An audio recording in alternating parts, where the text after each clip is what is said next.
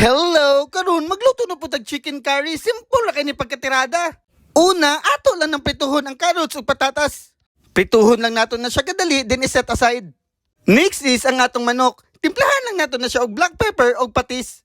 Haluon lang nato na siya kadali ug ipansard lang nato na sa diretso until mag golden burn. Kaning pagpansard optional na ni siya, kung tapulan ka pwede na nalutoon nimo diretso walay magbuot nimo. Next is magisa na din ta sa atong mga lamas, ipangbutang lang nato ang luya, sibuyas ug ahos. Gisa-gisahon lang gud nato na taman maluto ug mogawas na pud yang kahumot ug magbutang na dayon ta sa atong gata. Starring din na si Coco Mama, mao na magparamdam ka na bagon ko ng ulo nimo ron. Butangan na din nato na sa atong kakanggata na Coco Mama. Ug timplahan lang nato na siya og Knorr cube seasoning ug kamunay bahala kung unsa nga panimpla inyong gusto. Ipangsagol na pud nato ang carrots, patatas, bell peppers ug sili. Ihalo lang nato na siya kadali ug timplahan na din nato na siya og salt and pepper ug curry powder.